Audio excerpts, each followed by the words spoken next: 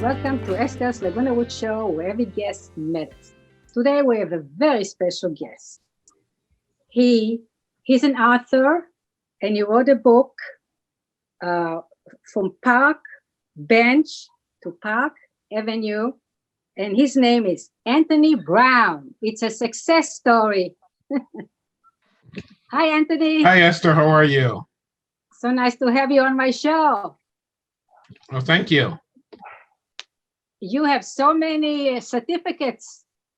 Can you talk about your certificates in the wall? I have up there, there's 2 degrees or 2 licenses for nursing. One's a psychiatric technician and one's a registered nurse. Another one up there is my Bachelor of Science degree in nursing. And another one up there, you probably can't see it, but it's an associate's degree. And then that poster or the painting back there, CARE, that's the company that I own. And once in a while you go with you on the show with Dr. Drew. Yes, I've been on his show probably 3 times, and we stay in contact and coordinate a bunch of different projects that we're working on together. Wow. So what happened to you? Well, in a nutshell, I come from a I guess you could say early childhood trauma, experienced a bunch of abuse early on. At the age of 9, my sisters and I, we found my mother. She had got shot in the head. Going through all that traumatic stuff. I ran away from home at 14, started getting involved in alcohol and drugs, in and out of jails. I was homeless for 23 years. And then I discovered a new pathway of living and followed that, and here I am. So who helped you? Well, there was many people, a lot of people helped me. In the beginning, it was a police officer that continued to arrest me so many times. He finally asked me if I wanted help. A woman who owned a treatment center scholarshiped me, and a bunch of people helped me reframe this life that I have today. Wow. So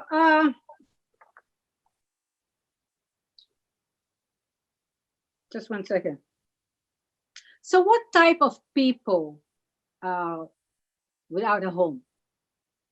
There's different, when I think about people, and I'm glad you framed it that way, because when we use the term homeless, that sort of gives people impression that if you give somebody a home, everything's going to be great. It's more complex than that. The type of people out there, you have some experiencing addiction, of course, some going through some mental illness, some going through hard times, some going through unresolved childhood issues. Homelessness is multiple layers. It's just not the people you see on the street, but there's people in shelters, people in hotels, people who are, I guess, couch surfing. There's a lot of different levels of being without a residence. Wow. So I guess it must be dangerous to be without a home, huh? It is. Not just physically, because you end up in some environments that aren't safe, unpredictable. Again, you could be with somebody who's addicted to drugs or having mental illness. Everybody is in survival mode, and most of the things that occur is because a lot of people are in fear, and so yeah, you are at risk. Then you look at the nutritional aspects. You don't really get the proper dieting, and you don't get the ability to have proper hygiene. All kinds of other things occur on that level as well. Yeah, sometimes, I mean, how long can somebody go without food? Well, you can artificially suppress your appetite by doing drugs and go for a long time, but your body would be starved for nutrition, and the human body definitely needs that in order to exist. But as far as being hungry, I myself, I can speak for myself. I know even if I didn't have any money, I would either panhandle or I even resorted to eating food from a dumpster, whatever it took to be able to give myself some sort of nourishment. To survive. Exactly. Mm-hmm. Yeah. Yeah, you said that you wanted to change the stigma uh, to to to call them something else instead of homeless. I was thinking about something. I forgot already. I was uh, helpless, but I don't think it's a good idea, is it? No, because it still has some sort of negative connotation. I Yeah. think if we can at least get the conversation around what can we do to change this and start applying different labels that would allow us to look for different solutions, then that would be beneficiary. One of the things that I'm trying to do as an advocate, not only for myself but for our brothers and sisters out there in the streets, because I know everyone has to have been born from somewhere, so we're related to somebody. We it could be your brother, your sister, your aunt, your uncle, your mother, your father. There's a lot of different people out there, and one of the things I want to do is to demonstrate what happens once somebody is rehabilitated or given a proper chance to do something with their life. And I was able to utilize the resources that I gained to build a life, and that allows me to be here as, sort of like a voice for those who have no voice. So what happened to people when they get sick? If you're lucky, you can go into any emergency room if you're able to get there.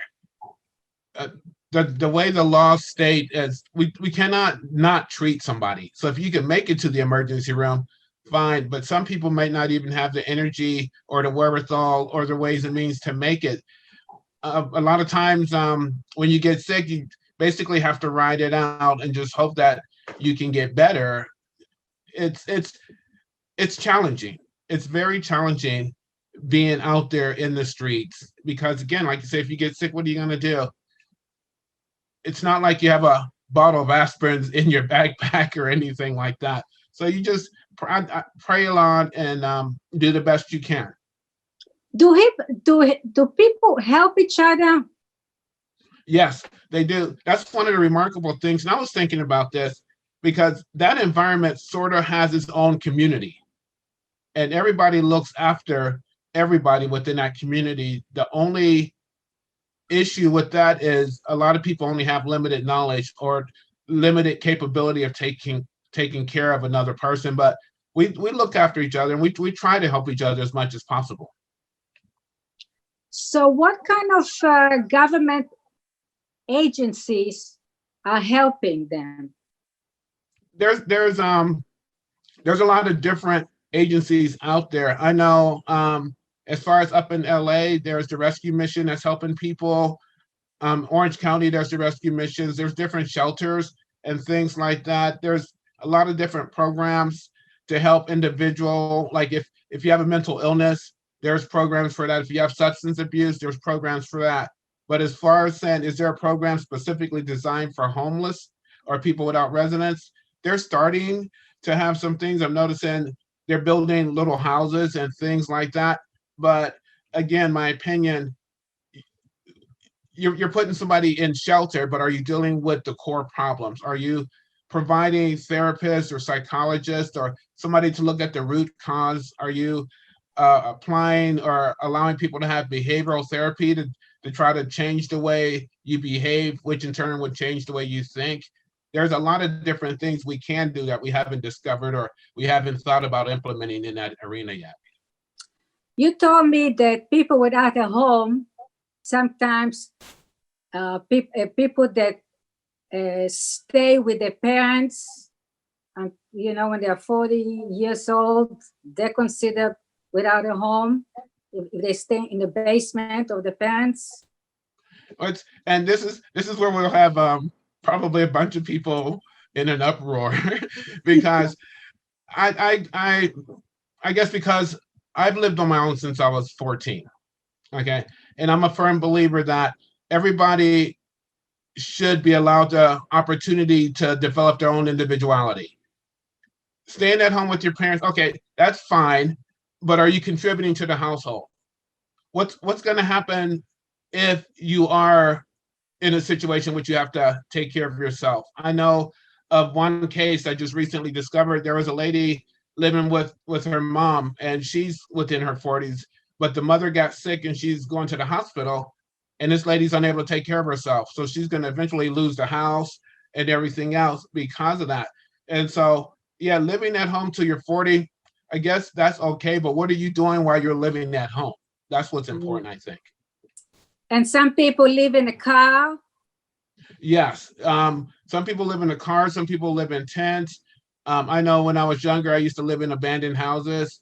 Anything for shelter, and anything in your own car, at least you have some sort of form of safety because you can lock the doors and things like that. The only downside is if you're unable to make an income to keep the repairs and the gasoline in your car, eventually that will go by the wayside. And then, you're stuck in a situation without a car and without shelter, and you have to figure out some way to go from there. So if somebody wants to volunteer, where should they go? I would recommend, there's a lot of websites. Thank goodness for the internet. You can look up a lot of different places you can go to. I highly recommend, there's a lot of different shelters in Orange County. I know there's a women's shelter in Santa Ana. There's Goodwill Industries. There's a lot of different places. There's food places, food pantries, and things like that. You can volunteer, even if it's something as small as giving someone water, but go with a group of people because sometimes it can be dangerous out there. Provide food, make some sandwiches. I believe that all of us are on this planet together. Each one of us are brothers and sisters keepers. Yes. And the more we're able to want to contribute to the problem or to the solution instead of always complaining about the problem, the easier it is for us to get this resolved. But when I look back at it, I hear a lot of people, unfortunately, want to find out or point out what's wrong and what's uncomfortable instead of saying, okay, well, I think I have a part that I can play to make it right, and let me do it. And so if we can get that mindset developed and get other individuals thinking and feeling and acting that way, then maybe we can get closer to a solution instead of just feeling out there is no end to the problem. So how can individuals help people, maybe to make them feel good? I mean, how can individuals help people? Well, first, smile, give them a nice smile, say hi, treat them nice. Right. And yes, and I agree with you because, again, it's important that we remember these are somebody's brothers and sisters. These are somebody's mother. Someone watching your show might have a relative that's out there being homeless. Somebody might have a relative that's addicted. How will we treat that person? I know it gets frustrating after years and years of trying to do something that seems like nothing's working, but we can't give up. Me personally, I work at a psychiatric hospital, and I do my best to try to make sure the clients are well educated. So whenever they become more independent and autonomous, they can make better decisions than end up back in a situation in which they came from. So all of us can make a difference. It's just finding within ourselves what's uncomfortable, dealing with what's in ourselves, and then be able to look at someone as we're all individuals, we're all human beings, and we all are part of this big thing. I hate to say it, but some people help more dogs than homeless. They feel more sorry for dogs. I mean, maybe I shouldn't say it. You know what I mean? Right. Well, and I like animals.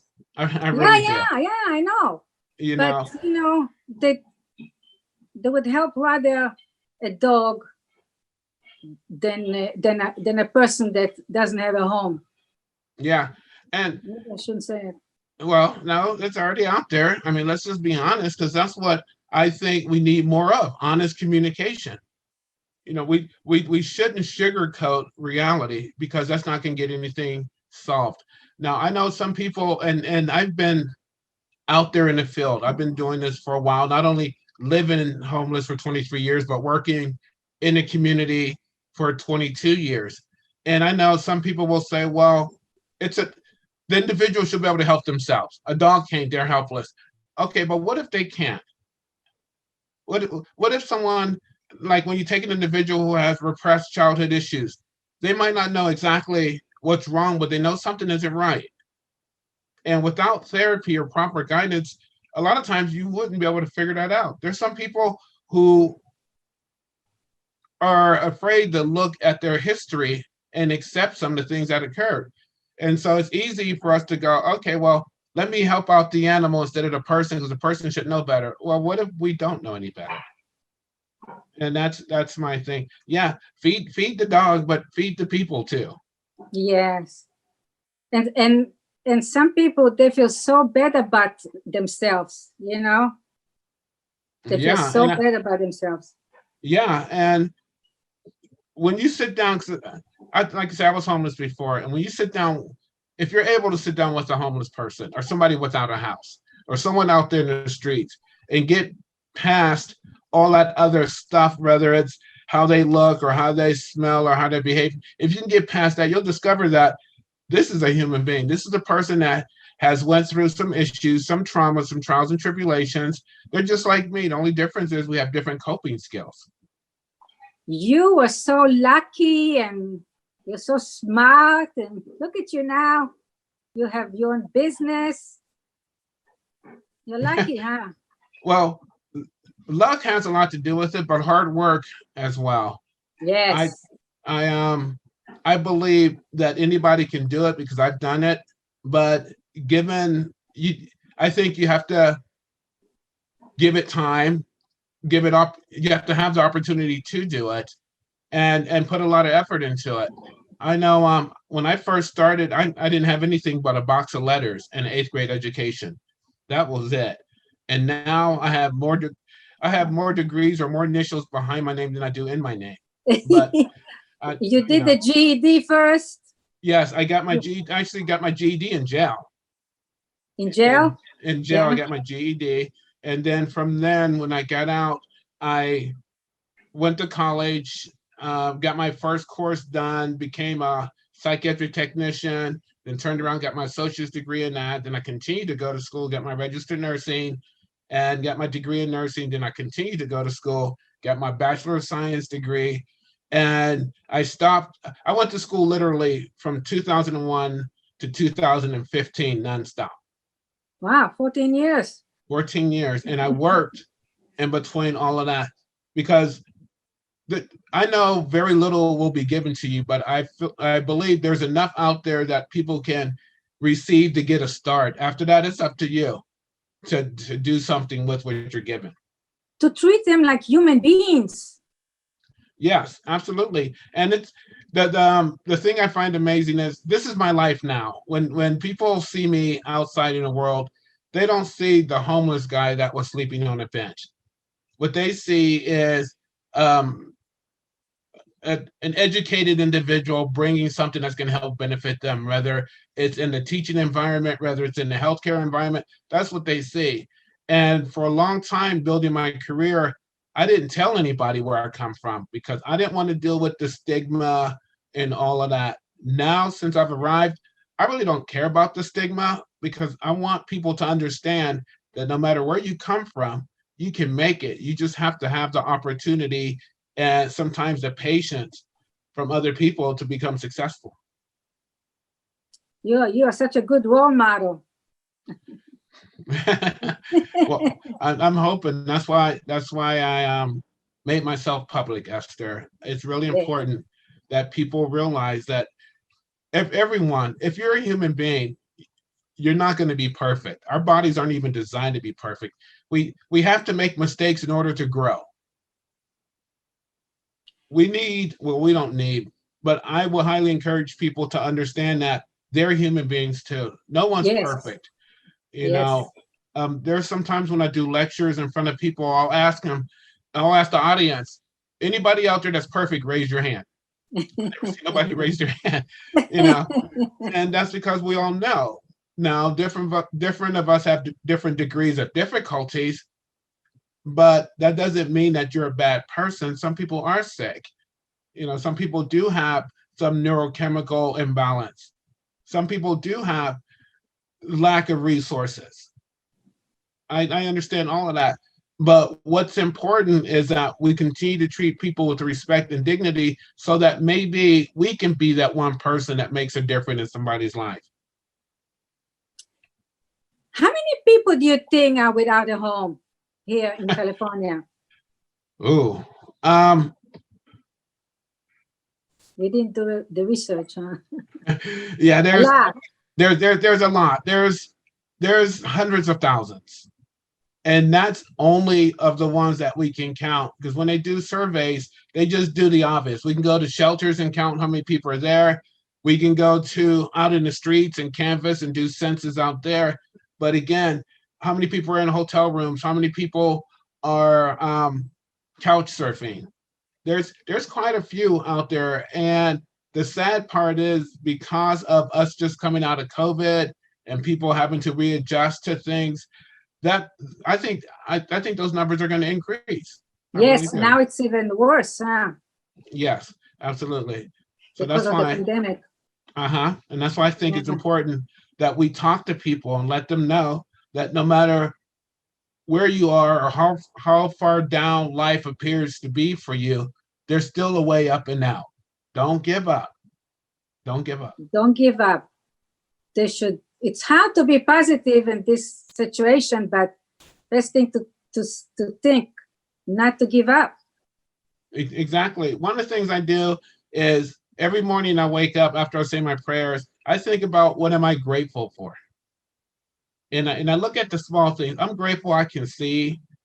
I'm grateful that I have clean clothes. I'm grateful I have running water. You know, even in the streets, I'm grateful I'm alive. That means I got a chance. And yes. So when you focus on the small things to be grateful for, then you don't worry about the big things that you haven't accomplished yet. Yeah. So as individuals, I think I asked you that before, how can we help them? Just go over there and talk to them, and how can we help, like, every individual person? How can we help them actually?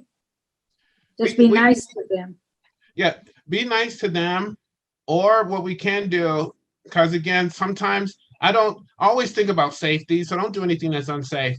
But if you're in conversation with someone who has a relative that's going through some things, be that listening ear to help that person process. Maybe you can help strengthen somebody else to deal with that situation. I know I deal with a lot of parents that has kids that are addicted to drugs is out there, and they're at their wits' end, and they just are frustrated and tired. And so one of the things we can do is just be the listening ear for that individual and be the positive listening ear. Try not to be condescending, you know, by saying, well, what you did was wrong and what they're doing is wrong. Now let's be understanding.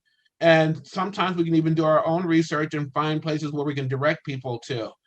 I think that's important. If you have an opportunity and you see some program that you feel comfortable with and you're able to make a small donation, make the donation, you know, to help provide some of the care and things like that. Or if you vote and you see a popular legislation that's going to be submitted to help out people who are less fortunate, let's use our voices. I mean, how long does it take to vote? Just, you know, there's a lot of different things we could do collectively if we open our mind to it, opposed to saying, well, this is a bad situation, I'm going to ignore it, I hope it goes away. No, we're all in this together. Yeah. So once in a while, you still go down to Skidwell? Yes, actually, I'm going there tonight to speak in front of some of the guys that's in there to try to encourage them, to get them motivated, to find the strength within, to take that next indicated step. I am big on it. It's hard to avoid somebody that doesn't have a residence today. Yeah. It is. You can go to any store and see somebody there. You drive on a freeway, you get off the freeway ramp, there's somebody there.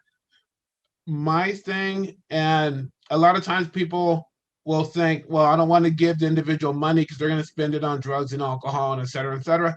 Okay, if you want to help somebody, offer to buy them a sandwich.